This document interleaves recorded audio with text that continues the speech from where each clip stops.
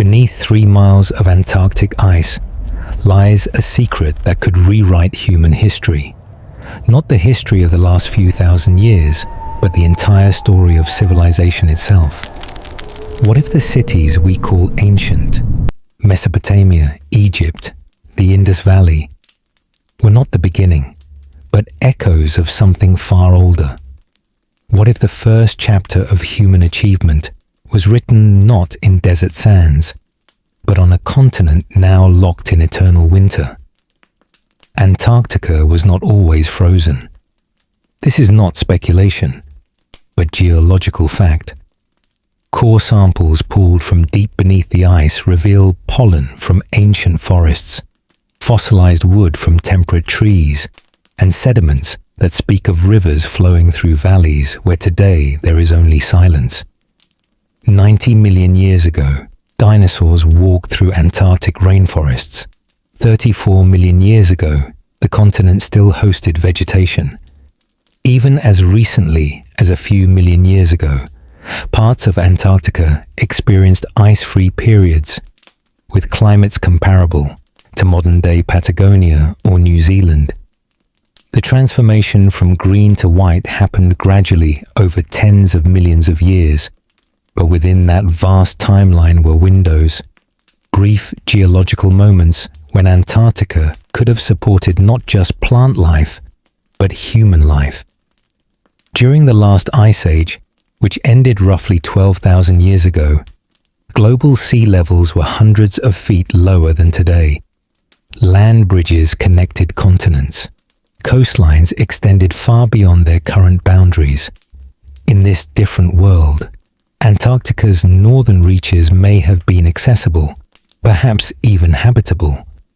Consider the implications. If early humans reached Australia by sea 50,000 years ago, crossing open ocean with nothing but primitive watercraft, then the notion of reaching Antarctica's outer edges becomes less impossible. The Drake Passage, that violent stretch of ocean separating South America from Antarctica, is formidable, but not infinite. Ancient peoples who navigated by stars, who read currents and winds, who settled every habitable island in the Pacific, could they have sailed further south? Could they have found, in Antarctica's coastal regions, a land not yet consumed by ice? Modern satellite imagery has revealed what lies beneath the frozen surface. The Gamburtsev Mountains, a range as vast as the Alps, remained completely unknown until the 1950s, despite being larger than many European countries. They rise from the bedrock beneath East Antarctica, their peaks still shrouded under miles of ice. Radar mapping shows ancient river valleys carved into the continental bedrock, channels that once carried flowing water across landscapes we cannot see. Lake Vostok, sealed beneath the ice for perhaps 15 million years, holds liquid water warmed by geothermal heat from below. If water can remain liquid in such conditions, what else might be preserved? The ice itself is an archive of extraordinary precision. Each layer represents a year of snowfall, compressed over time into a readable record of Earth's atmospheric history. Scientists drilling these cores can trace carbon dioxide levels, temperature fluctuations, and even volcanic eruptions back hundreds of thousands of years. Within these frozen pages appears evidence of sudden, catastrophic change. Around 12,900 years ago, the planet entered a period called the Younger Dryas, a sharp, dramatic cooling that lasted more than 1,000 years. Temperatures plummeted, glaciers advanced, entire ecosystems collapsed within decades. If a civilization existed in Antarctica during the warming period before the Younger Dryas, this event would have been apocalyptic. Imagine a culture adapted to temperate conditions, perhaps thriving in the valleys between mountains, sustained by forests and rivers. Then, within a single human lifetime, the climate shifts. Snow begins to fall and does not melt. Rivers freeze. Trees die. The ice advances, slowly at first, then with gathering momentum. There would be no fighting such a force.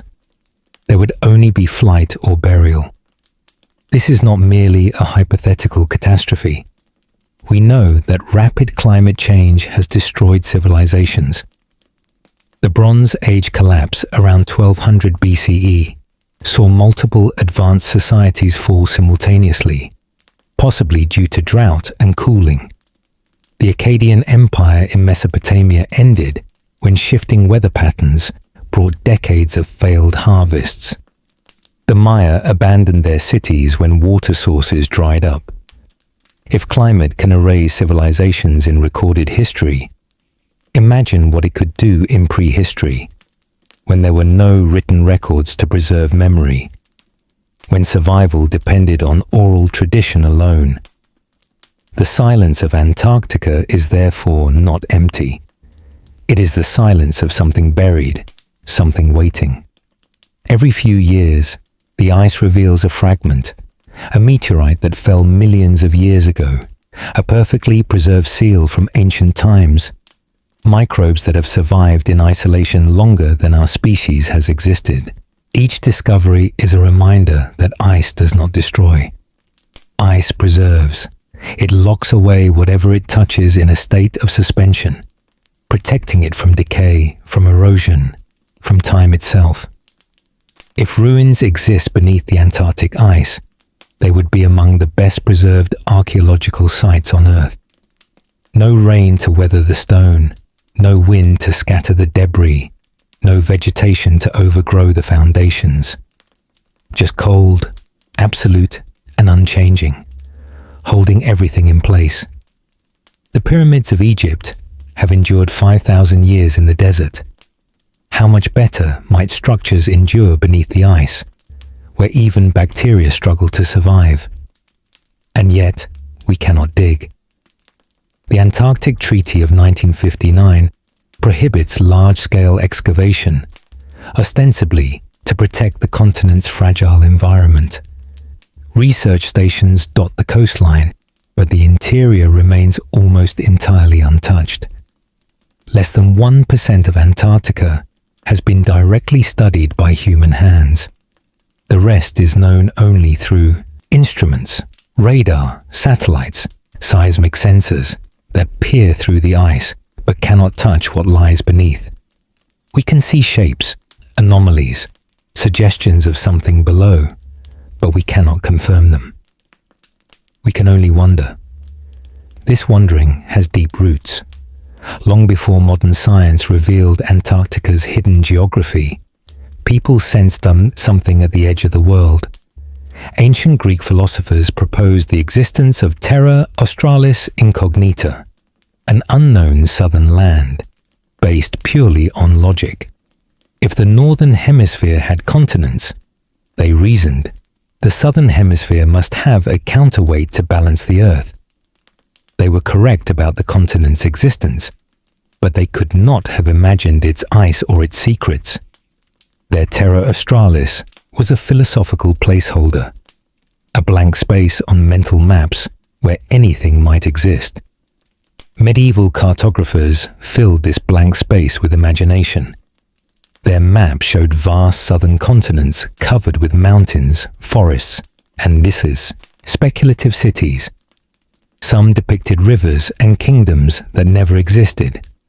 Others drew monsters and marvels at the world's edge. These were not lies, but projections. The human mind filling silence with story, emptiness with meaning. When actual explorers finally reached Antarctic waters in the 19th century, they found ice instead of cities. But the impulse to imagine remained. Today, that impulse is fueled by evidence that something genuinely unusual may lie beneath the frozen surface. Anomalies appear in radar scans, geometric patterns that some interpret as natural geological formations, but others see as too regular, too intentional. Satellite imagery captures pyramidal mountains rising above the ice, their symmetry striking enough to spark endless debate.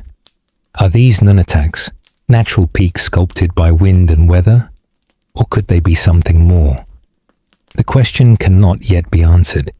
The ice keeps its secrets, and we have chosen, through treaty and practicality, to let it. Perhaps this is wisdom, a recognition that some mysteries should remain untouched, some silences respected, or perhaps it is tragedy, a failure of courage that leaves humanity's deepest origins forever unknown. Either way, Antarctica waits, frozen and patient, holding whatever truth it contains until the world is ready to receive it. In 1929, workers at Topkapi Palace in Istanbul discovered something extraordinary gathering dust in the imperial archives. A map drawn in 1513 by an Ottoman admiral named Piri Reis. At first glance, it appeared to be merely another Renaissance attempt to chart the newly discovered Americas. But closer examination revealed details that should have been impossible for its time. The eastern coast of South America was depicted with remarkable accuracy, showing geographical features that European explorers had not yet mapped. More provocatively, extending southward from the South American coast was a landmass that some researchers interpreted as Antarctica, drawn without its covering of ice. Piri Reis noted on the map itself that he had compiled it from approximately 20 older charts, some dating back to the time of Alexander the Great. He claimed to have consulted maps captured from Spanish ships, charts held in libraries of Constantinople, and documents drawn by ancient seafarers whose names were lost to history. If his sources were genuine, the Piri Reis map becomes something more than a Renaissance document. It becomes a window into knowledge that predates the official discovery of Antarctica by 3 centuries. The controversy centers on the southern region. Conventional Antarctica remained undiscovered until 1820, when Russian, British, and American expeditions independently sighted the continent. Yet the Piri Reis map, drawn 300 years earlier, appears to show a coastline in approximately the correct position. More striking still, the coastline depicted seems to match the shape of Antarctica's actual bedrock, the land beneath the ice, as revealed by modern ground-penetrating radar. If this interpretation is correct, it implies that someone, at some point in the distant past, mapped Antarctica when its shores were visible, which geological evidence suggests would have been at least 6,000 years ago, possibly much longer. Skeptics offer several explanations. The southern landmass on the Piri Reis map may simply be an elongated or distorted depiction of South America itself, a common cartographic error in an age before accurate longitude measurements. The resemblance to Antarctica could be coincidental, a case of humans finding patterns where none exist. Medieval and Renaissance maps often included speculative continents based on classical theories rather than actual observation. The map might reflect geographical guesswork that happened by chance to align loosely with reality. Yet the Piri Reis map is not alone. In 1531, French cartographer Oronteus Phineus published a world map that depicted a massive southern continent labeled Terra Australis. This continent was shown with mountain ranges, rivers, and coastal details. When modern researchers compared the Phineus map to satellite surveys of Antarctica's subglacial topography, they found curious similarities. The continent's general shape, the division between East and West Antarctica, and even the approximate positions of certain mountain ranges seemed to correlate with features that would not be confirmed until the 20th century. The Buach map of 1737 adds another layer to the mystery. Philippe Buach, a French geographer, created a map showing Antarctica divided into two separate landmasses, with a sea between them. At the time, this was considered purely theoretical. No explorer had penetrated far enough south to confirm whether Antarctica was one landmass or many. Yet modern radar imaging has revealed that Antarctica is indeed composed of two major land areas, East and West Antarctica, separated by a depression where the trans-Antarctic mountains rise. Without ice, this depression would be filled by ocean, creating two distinct islands. How could Buach have known this in 1737? The conventional explanation is that Buach based his map on logical speculation and existing geographic theories, and that the similarities are coincidental. But for those who suspect deeper mysteries, these maps become evidence of a lost cartographic tradition, a chain of knowledge preserved through copying and recopying, originating in some ancient source that actually observed Antarctica before the ice arrived. This brings us to a troubling question. Who could have mapped Antarctica's ice-free coastline? If such mapping occurred 6 to 12,000 years ago, during or just after the last ice age, it would predate all known civilizations. The conventional archaeological timeline places the earliest complex societies, Sumer, Egypt, the Indus Valley, around 5 to 6,000 years ago. Before that, humanity is understood to have existed in small hunter-gatherer bands, without writing, without cities, without the organized capacity for large-scale exploration and cartography. Yet evidence of sophisticated ancient seafaring continues to surprise researchers.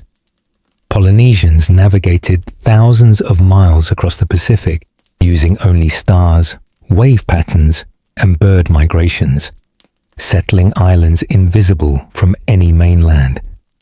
This was accomplished without compasses, sextants, or written records. Only oral tradition and accumulated knowledge passed through generations. If such feats were possible in the Pacific, might similar traditions have existed elsewhere, in cultures that left no written record but possessed profound practical knowledge? Some researchers point to the Phoenicians, master sailors of the ancient Mediterranean, who may have ventured far beyond the Pillars of Hercules into the Atlantic. Ancient texts hint at voyages to distant lands, though specifics are vague. Could Phoenician knowledge, or that of an even earlier maritime culture, have included information about southern lands? Could fragments of such knowledge have survived in the form of copied maps, gradually corrupted and reinterpreted through centuries, until they reached the hands of Renaissance cartographers who themselves did not understand what they were drawing? Another possibility, more radical, suggests that the maps preserve memory of a lost civilization, capable of global exploration. This civilization, according to the hypothesis, thrived during a warmer period and developed advanced navigation techniques. When catastrophe struck, perhaps the Younger Dryas cooling event, survivors carried fragments of knowledge to various refuges around the world. These fragments, including maps, were preserved by successor cultures and eventually surfaced in medieval and Renaissance archives, their origins forgotten, but their information intact. The problem with all such theories is the absence of direct evidence. No ancient chart has been found that explicitly predates the supposed cataclysm. No stone tablet describes expeditions to Antarctica. The maps we have are copies of copies, filtered through centuries and cultures, each transcription potentially introducing errors or embellishments. Tracing them back to an original source is like following a river upstream through countless tributaries. The further back you go, the more fragmented and uncertain the trail becomes. And yet, the maps remain. They sit in libraries and museums, their coastlines and land masses preserved in ink and parchment. Whether they represent extraordinary coincidence, clever speculation, or genuine forgotten knowledge, they continue to provoke wonder. They are invitations to question what we think we know about the past, reminders that history's boundaries are not as fixed as textbooks suggest. If Antarctica was indeed mapped in antiquity, it raises questions that extend far beyond cartography. It implies observation, which implies presence. Someone would have needed to sail close enough to Antarctica's shores to chart its coastline with at least approximate accuracy. They would have needed the technology to survive southern ocean storms, the navigational skill to find their way home, and the cultural infrastructure to record and preserve what they discovered. This is not the portrait of primitive humanity scratching out survival in the Stone Age. This is something more organized, more capable, more mysterious. The silence of the historical record becomes, in this light, not an absence of civilization, but a wound in memory, a gap where something once existed but has been forgotten. Maps may be the scar tissue over that wound, the only trace remaining of knowledge that once flourished and then vanished.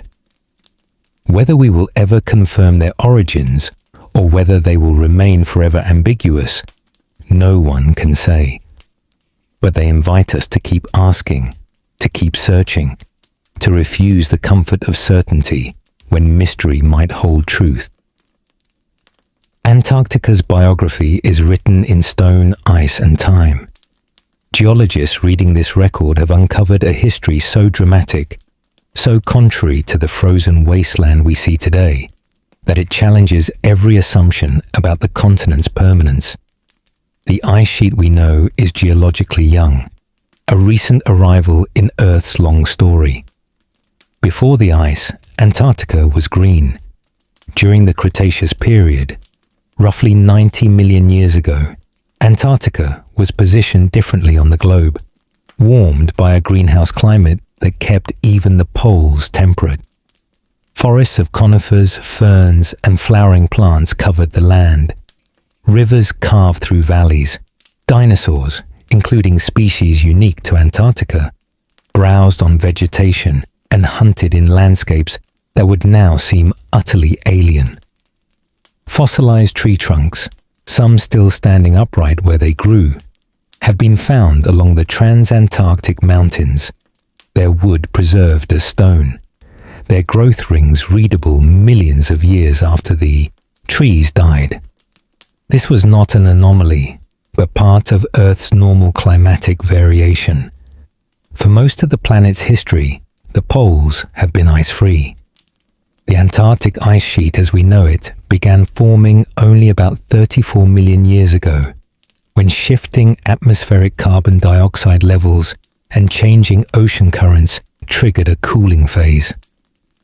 Ice accumulated gradually, spreading from mountain glaciers into sheets that eventually covered the entire continent. But this process was not linear. There were reversals, warm periods when the ice retreated, when vegetation returned, when conditions allowed life to flourish again in Antarctica's more accessible regions. The Pliocene epoch, between 5 and 3 million years ago, saw temperatures several degrees warmer than today. Evidence suggests that during Pliocene warm phases, parts of West Antarctica became ice-free, hosting tundra vegetation similar to what grows in Alaska or northern Canada today. These were environments humans could theoretically inhabit. Cold, yes, but not the absolute hostility of modern Antarctica. If early hominins had reached the southern regions during such a window, survival would have been challenging, but not impossible. More intriguing still is the geological evidence of rapid climate shifts. periods when conditions changed not over millions of years, but over centuries or decades. Ice core data shows that the transition into and out of ice ages can be startlingly abrupt. The Younger Dryas event, beginning around 12,900 years ago, saw northern hemisphere temperatures plunge by as much as 15 degrees Celsius within a decade. Such shifts would have been catastrophic for any societies in affected regions. Coastal areas flooded as glacial lakes burst. Weather patterns shifted. Megafauna went extinct. If a civilization existed in a habitable zone of Antarctica, when such a shift occurred, there would have been no gradual adaptation, only disaster. Volcanic activity adds another dimension to Antarctica's geological complexity. The continent is not geologically dead. Mount Erebus, an active volcano on Ross Island, maintains a permanent lava lake at its summit despite being surrounded by ice. Beneath the ice sheet, dozens of other volcanic features have been detected through seismic surveys. These subglacial volcanoes generate geothermal heat, creating pockets of liquid water beneath miles of ice. Around these geothermal zones, temperatures are warm enough that ice melts from below, carving chambers and lakes in the base of the ice sheet. One of the most remarkable discoveries is Lake Vostok, a body of water larger than Lake Ontario, sealed beneath nearly 4 kilometers of ice. The lake has been isolated for millions of years, yet it remains liquid, warmed by geothermal heat rising from the continental crust below. When Russian scientists finally penetrated the ice to sample the water, they found microbial life, organisms that had evolved in complete darkness, in conditions unlike anywhere else on Earth. The discovery confirmed that life can persist in Antarctic ice far longer and in stranger conditions than previously imagined. If life can survive beneath the ice, could evidence of ancient human activity also be preserved? Stone structures would endure indefinitely under such conditions. Organic materials, though more fragile, might persist in frozen sediment. Tools, pottery, even oddies could remain intact in the deep freeze, protected from decay. The Antarctic ice is not a destroyer, but a preserver, creating conditions closer to a time capsule than to a grave. Radar mapping has revealed another astonishing feature: vast mountain ranges completely hidden beneath the ice. The Gamburtsev Mountains, discovered in the 1950s, are as high and rugged as the European Alps, yet they were unknown to science until seismic surveys detected them. These mountains are ancient, formed hundreds of millions of years ago, yet they remain surprisingly sharp and uneroded. Conventional geology would expect such old mountains to have worn down, but the ice has protected them, preserving their original forms. The mountains create a landscape beneath the ice: valleys, peaks, plateaus, where weather patterns once brought rain and snow, where rivers once flowed, where ecosystems once functioned. The question becomes, when were these valleys last accessible? When did they last see sunlight? Geological models suggest that some of Antarctica's interior valleys may have been ice-free as recently as 3 million years ago. Others, particularly in coastal regions and areas with geothermal activity, might have remained partially habitable much more recently. The dry valleys of Antarctica, located near McMurdo Station, are ice-free today due to low precipitation and katabatic winds that sublimate snow before it can accumulate. These valleys have been ice-free for potentially millions of years, creating pockets of exposed land in an otherwise frozen continent. If such ice-free refugia existed during periods when humans were migrating across the globe, they could have served as habitable zones. Small populations might have survived in these pockets, adapted to the extreme cold, relying on marine resources and whatever vegetation could grow in the brief summer months. Such communities would leave minimal archaeological traces. Their numbers would have been small, their material culture adapted to survival rather than monumental construction. But even minimal traces, if preserved beneath the ice, would revolutionize our understanding of human history. The geological record also provides possible mechanisms for sudden burial. Earthquakes can trigger ice shelf collapses. Volcanic eruptions beneath ice sheets can cause catastrophic flooding as geothermal heat melts vast quantities of ice in hours or days. Shifts in ocean currents can alter precipitation patterns, causing rapid ice accumulation. Any of these events could bury a coastal, settlement, or valley community under meters of snow and ice within a single season.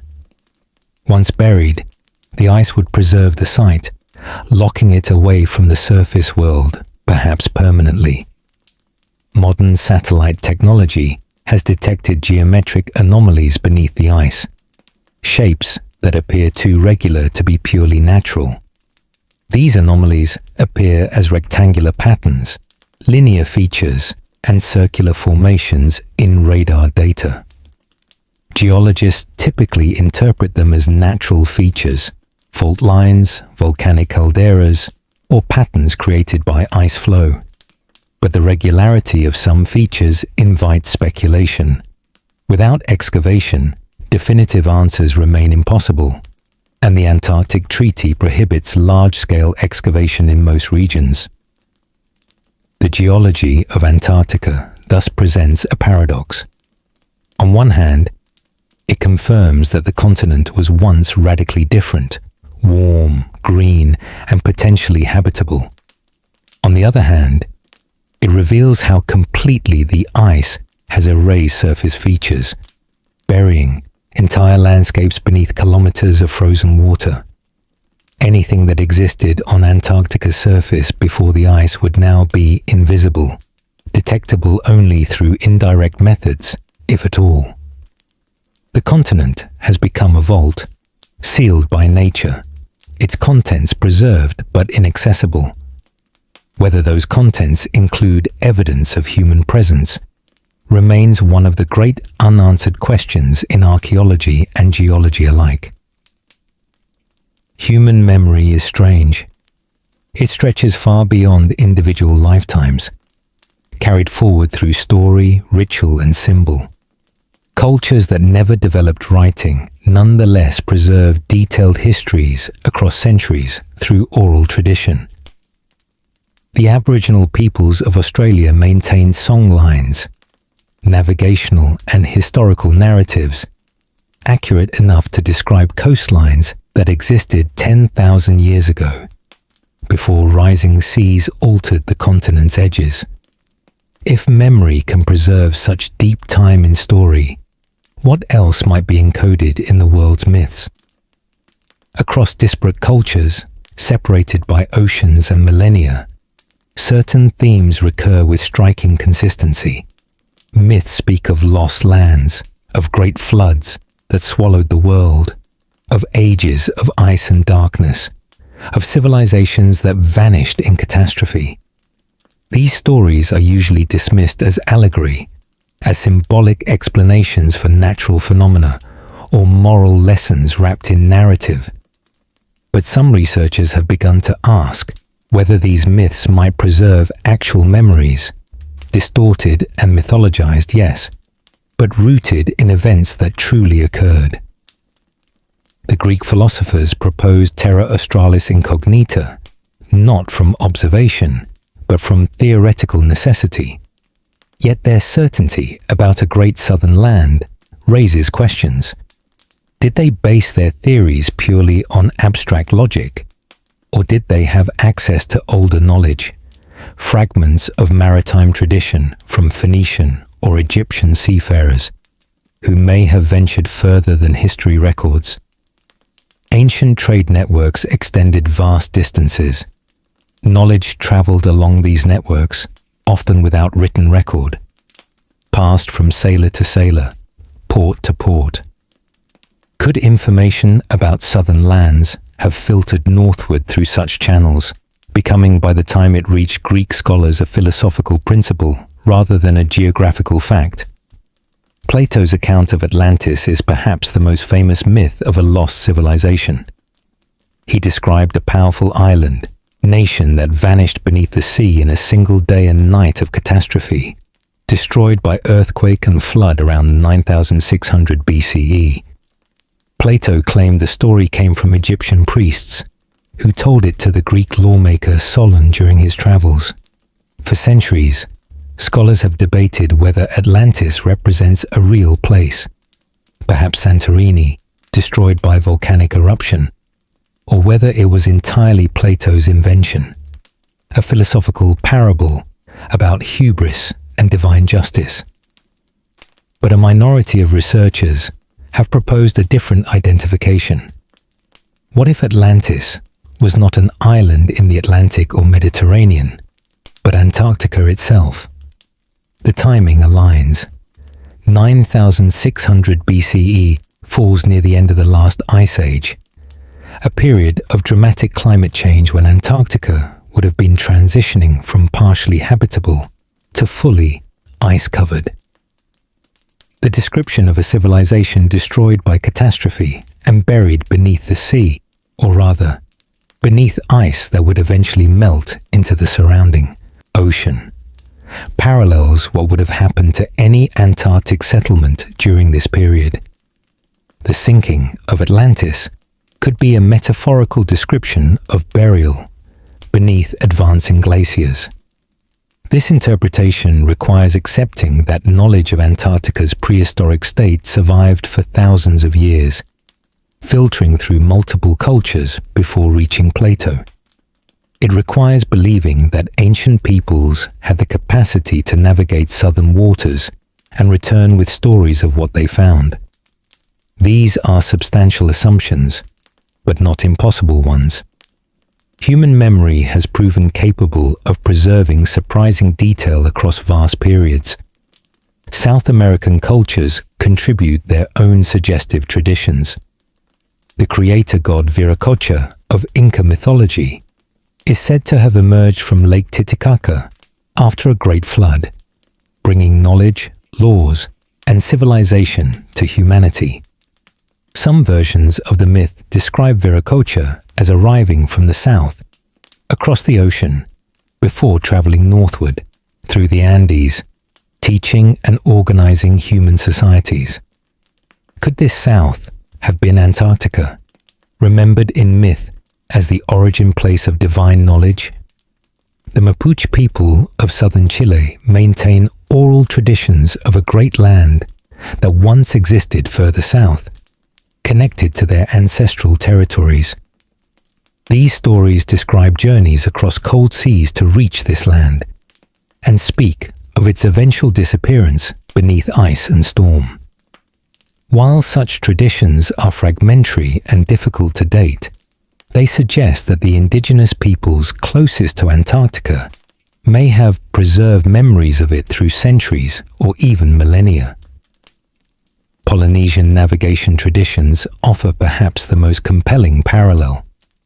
Polynesians settled virtually every habitable island in the Pacific, accomplishing feats of navigation that Western scholars long considered impossible without modern instruments. They navigated by stars, by wave patterns, by the flight paths of birds, and by subtle changes in ocean swell. Their oral traditions preserve detailed knowledge of islands thousands of miles apart, including islands that had been abandoned for generations. If Polynesians could maintain such precise geographical knowledge across vast distances, could other maritime cultures have done the same for Antarctica? Maori traditions from New Zealand speak of the explorer Uite Rangiora, who around 650 CE sailed far enough south to encounter a frozen ocean and lands of ice. While this may refer to subantarctic islands or pack ice, rather than Antarctica proper, it demonstrates that Polynesian navigators were probing the southern limits of the ocean long before European explorers arrived. If they reached so far south in recorded tradition, how much further might earlier, unrecorded expeditions have traveled? The ubiquity of flood myths across human cultures has long intrigued scholars. The biblical flood, the Epic of Gilgamesh, Greek myths of Deucalion, Hindu stories of Manu, Chinese, tales of Ganyu. Nearly every ancient culture maintains some tradition of a world-destroying deluge. Geologists explain these myths as cultural memories of rising sea levels at the end of the last ice age, when melting glaciers raised ocean levels by more than 300 feet, drowning coastal settlements and river valleys worldwide. These floods would have been gradual by geological standards, occurring over centuries, but to human communities, they would have seemed catastrophic. The slow, relentless swallowing of ancestral lands. But some myths speak not just of flood, but of ice. Norse mythology describes Femel winter, a great winter lasting 3 years, bringing endless snow and cold before the final battle of Ragnarok. While clearly mythological in its details, the core image, a world plunged into unnatural cold, may preserve memory of climate catastrophes like the Younger Dryas.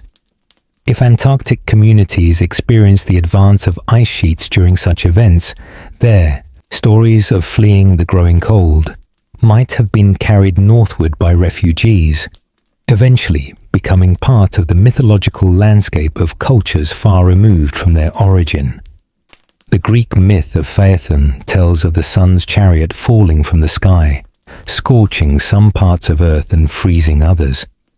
Ancient writers interpreted this as a metaphor for cosmic catastrophe, perhaps a comet impact or unusual astronomical event. Modern researchers have noted that myths of celestial disasters correlate with periods of known climate disruption. If such an event contributed to Antarctica's rapid glaciation, it might explain why myths of ice, flood, and cosmic catastrophe so often intertwine. What emerges from this mythological survey is not proof, but pattern. The recurrence of certain themes, lost lands, sudden catastrophe, knowledge preserved from before disaster, suggests that human cultures have been processing traumatic climate events for thousands of years. Whether these myths contain specific memories of Antarctica is impossible to prove, but they demonstrate that memory can persist far longer than written records, encoded in stories that survive precisely because they resonate with something deep in the human psyche. The knowledge that what was built can be destroyed, that civilizations are impermanent, and that the world has not always been as it is now. If Antarctica did harbor an early civilization, and if that civilization was destroyed by advancing ice, then myths of lost lands would be its epitaph, the only grave marker remaining for a people who left no other trace. The myths would be whispers across millennia, fragments of memory so old that they have become confused with dreams. Whether we believe them or dismiss them as imagination, they continue to ask their haunting question. What if something was forgotten? What if the ice remembers what we do not? The modern scientific exploration of Antarctica began not with wonder, but with competition. In the late 19th and early 20th centuries, the continent became a prize in what historians call the heroic age of Antarctic exploration, a period when national prestige and individual glory were won through suffering in the ice. Ernest Shackleton, Robert Falcon Scott, Roald Amundsen, and others led expeditions of extraordinary hardship, dragging sledges across glaciers, surviving months of darkness, some perishing mere miles from safety. Their goal was the South Pole, but their legacy was the revelation of Antarctica as a vast, inhospitable, and almost entirely unknown territory. These early explorers returned with stories, but also with data. They collected rock samples, observed weather patterns, documented wildlife, and most importantly, they mapped. Each expedition pushed the boundaries of the known world a little further inland, sketching coastlines, recording mountain ranges, measuring ice depth. But their methods were primitive by today's standards. Without radar or satellite imagery, they could only observe what lay on the surface. The continent beneath the ice remained invisible. The transformation of Antarctic research came with technology. In 1957-58, the International Geophysical Year brought scientists from 12 nations to Antarctica in an unprecedented cooperative effort. This collaboration laid the groundwork for the Antarctic Treaty and established Antarctica as a continent devoted to scientific research rather than territorial conquest. More practically, it brought new tools: seismometers to probe the structure of the ice sheet, gravimeters to map bedrock beneath the surface, and aircraft equipped with instruments that could survey vast areas impossible to reach on foot. The first revelation from these surveys was the sheer thickness of the ice. In some regions, the ice sheet reaches depths of nearly 3 miles, a vertical distance greater than the height of the world's tallest mountains. Under such weight, the bedrock has been pressed down, creating depressions and valleys that, without the ice, would fill with seawater. East and West Antarctica, it became clear, are not a single continent, but two landmasses held together by ice.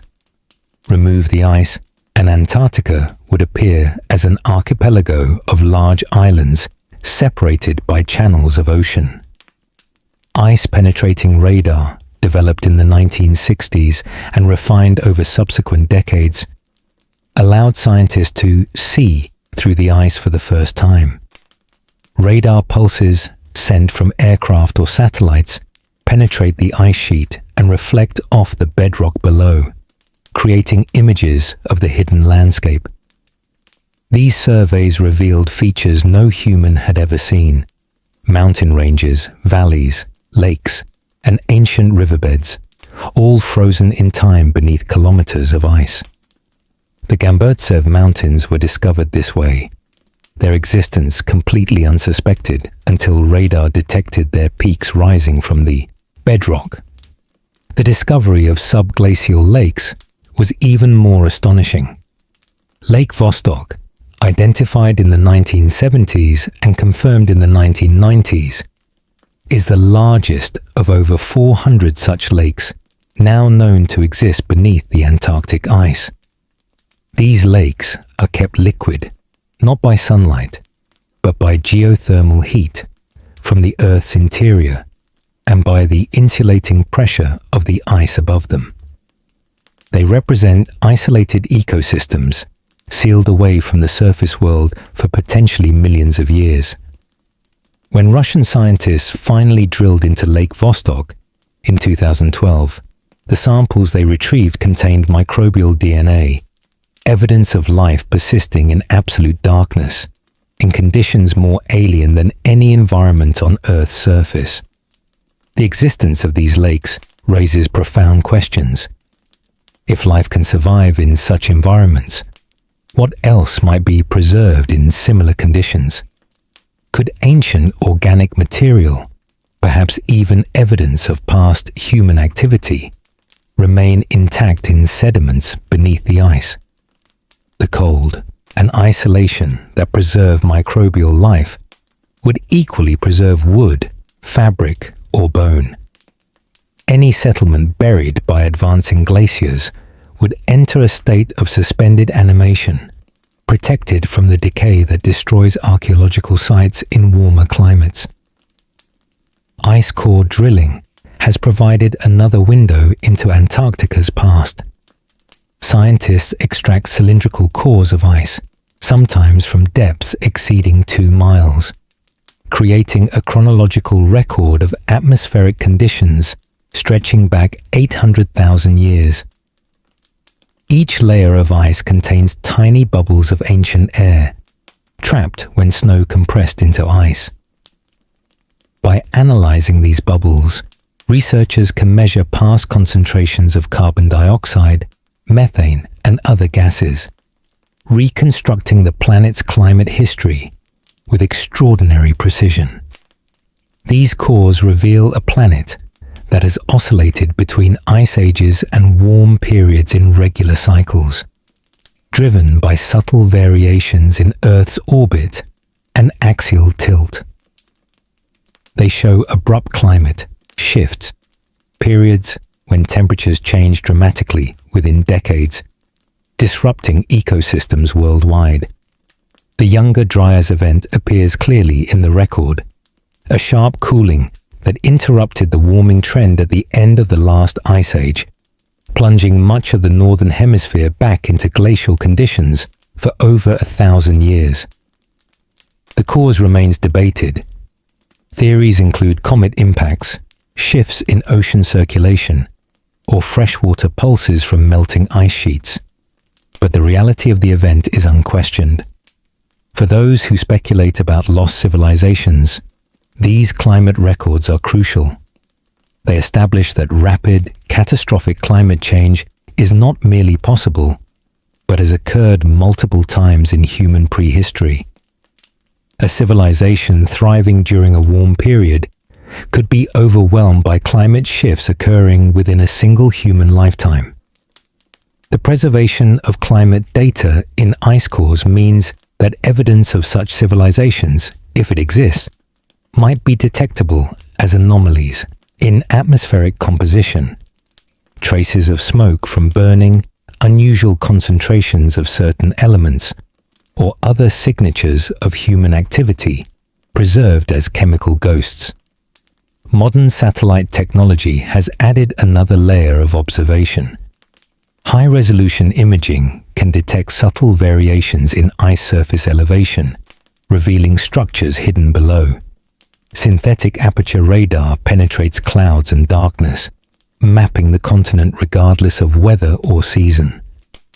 Gravitational anomaly mapping detects variations in rock density beneath the ice, highlighting geological features like ancient impact craters or volcanic chambers.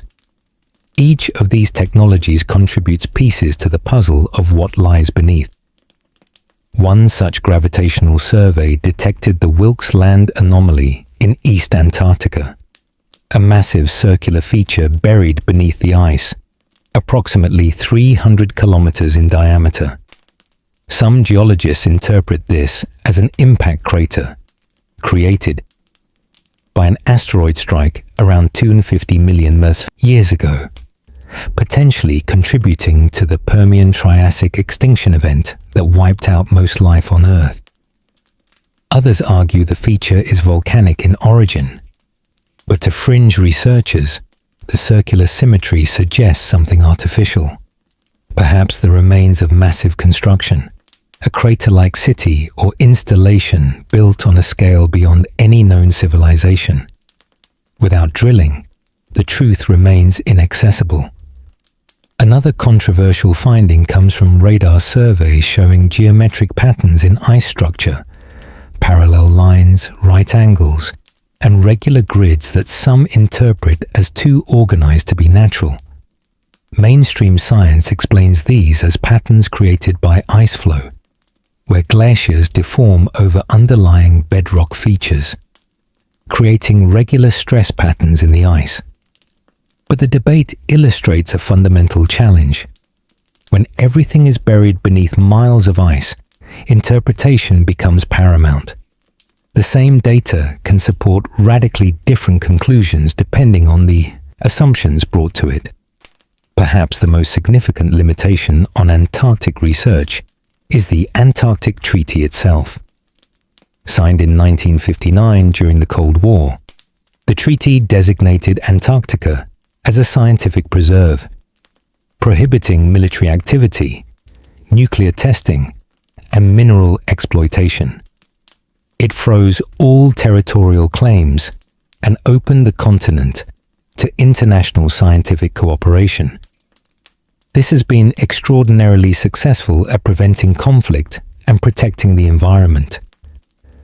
But it also means that large-scale excavation projects, which would be necessary to definitively answer questions about buried ruins or artifacts, are effectively forbidden. Disturbing the ice sheet on the scale needed for archaeological investigation would violate the treaty's environmental protections. Thus, science has brought us to the threshold of Antarctica's secrets, but cannot yet cross it. We can map what lies beneath. We can detect anomalies and speculate about their origin. We can prove the continent was once habitable and that rapid climate change could have destroyed any civilization there. But we cannot dig, cannot excavate, cannot hold in our hands the definitive proof that would settle the question. The ice remains the final barrier, both preserving whatever secrets it holds and preventing us from discovering them. In this sense, Antarctica exists in a state of permanent mystery, known yet unknowable, mapped yet inaccessible, a continent where science and speculation meet at the edge of what can be proven.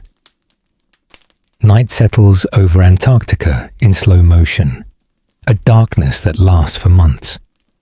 In winter, the sun never rises above the horizon, and the continent becomes a realm of twilight and stars, where auroras shimmer in silence and ice crystals fall from clear skies. In this darkness, human presence shrinks to a handful of research stations, their lights tiny pinpricks against an incomprehensible vastness.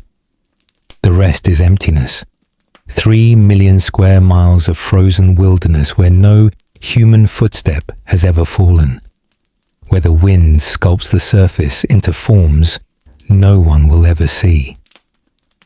In such emptiness, imagination grows. It is human nature to fill silence with story, absence with meaning. We cannot help but wonder what lies beneath, what the ice might be keeping from us. Perhaps there is nothing, only rock and sediment, the bones of ancient seas, geological features that would fascinate scientists but change no fundamental understanding of history. This is the likely truth, the answer that evidence and probability favor. Antarctica may be exactly what it appears, a place of stone and ice, dramatic in its geology, but empty of human legacy. But the possibility remains. It refuses to be fully dismissed. The maps that show coastlines they should not show. The myths that speak of lands erased by catastrophe. The geological evidence of habitable windows when ice retreated and life could flourish. The radar anomalies that suggest, however faintly, something more than random geology. These fragments do not prove anything, but they preserve the question. They keep alive the unsettling thought that our understanding of human origins might be incomplete, that the story we tell ourselves about where we came from and how we developed might be missing its first chapter. If Antarctica does hide the remains of the first civilization, then almost everything we believe about human history would need revision. The slow, gradual development from hunter-gatherers to agricultural societies to cities would be revealed as only one thread in a more complex tapestry. There would have been an earlier experiment, perhaps as sophisticated as anything that came after, but separated from later civilizations by catastrophe and amnesia.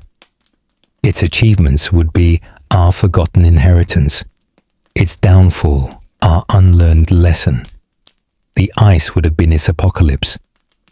Imagine living through such an ending, watching the climate shift, feeling winters grow longer and summers fail to arrive, seeing the snow accumulate year after year until it never melts, until it begins to compress into ice, until glaciers start to flow down valleys like slow rivers of stone. There would be no fighting it, no technology capable of stopping such a force. There would only be the choice to flee or to die. Some might have escaped, carrying fragments of their culture to distant lands, where they became the mysterious teachers of later peoples, the source of sudden advances in agriculture, astronomy, or architecture that appear in the archaeological record with no clear precedent. Others might have remained, either unable to leave or choosing to stay with their ancestral lands until the end. Their cities, if cities they were, would have been buried gradually, year by year, century by century, until the ice swallowed even the memory of their existence. Everything they built, everything they knew, would have been pressed into the bedrock by the sheer weight of ice, preserved in a tomb that would last longer than any pyramid, hidden more completely than any lost treasure. This is speculation, but it is not baseless fantasy. The mechanisms exist. Antarctica was habitable at times in the past. Humans had the capacity to reach it. Climate change can erase civilizations, and ice preserves what it buries. The only question is whether these possibilities ever aligned, whether humans actually reached Antarctica when it was habitable, whether they stayed long enough to leave traces, and whether those traces still exist beneath the ice. We cannot answer that question without excavation, and excavation is forbidden. We are left with permanent doubt. Perhaps this is appropriate. Perhaps some mysteries should remain unsolved, some silences unbroken. Antarctica exists as one of the last places on Earth where nature completely dominates, where human presence is temporary and tentative, where we are visitors rather than inhabitants. To excavate it, to drill through miles of ice in search of ruins that may not exist, would be to impose ourselves on one of the few spaces we have left untouched. The environmental cost might be too high, the disruption to fragile ecosystems too severe. The knowledge we might gain might not be worth what we would destroy in gaining it. And yet, the question persists. It lives in the back of the mind, in the pause before sleep, in moments when the familiar world seems too small to contain all that might have been. What if Antarctica is hiding something? What if the first civilization lies beneath the ice waiting? What if our history is incomplete, our origins more mysterious than we admit? These questions have no answers, not yet, perhaps not ever, but they have power. They keep us curious, keep us questioning, keep us from settling into the comfortable certainty that we know all there is to know about where we came from. Antarctica, in its silence, in its inaccessibility, in its permanent mystery, reminds us that the world is larger than our understanding of it, that there are still blank spaces on the map, not blank because they are empty, but blank because we cannot read what is written there. The ice keeps its secrets. It presses down with the weight of millions of years, crushing questions into silence, preserving whatever truth it holds in darkness and cold. We stand at the edge of that ice with our instruments and theories, measuring what we can measure, interpreting what we can interpret, knowing that the real answers lie beyond our reach. Whether those answers would confirm our speculations or shatter them, whether they would reveal forgotten greatness, or only confirm that we were always alone in our development, we cannot say. What we can say is this: Antarctica was not always frozen. Life flourished there once. Climate can change with terrifying speed, Civilizations can be erased. Memory is fragile, and ice, patient and cold, preserves what it buries better than any other force on Earth. If humanity ever reached that frozen continent when it was still green, if we ever built there, loved there, thrived there, and then fled or perished when the ice came, then the evidence still exists, locked in the world's greatest archive, waiting for a time when we are ready to read it. Until that time, Antarctica remains what it has always been, the continent of possibility, the frozen edge of the known world, the place where history might be hiding, where the first civilization might sleep beneath, ice 3 miles deep, dreaming in the dark, waiting for voices that may never call its name. The wind blows across the plateau, sculpting snow into forms that suggest meaning, ridges that could be walls, depressions that could be plazas, symmetries that could be design. Or they are nothing, only random patterns that human minds impose on chaos, seeing faces in clouds, structures in snow, history in absence. The ice does not care which interpretation we choose. It continues its slow, crushing embrace of whatever lies beneath, indifferent to our curiosity, immune to our questions, eternal in its silence. And in that silence, the mystery remains.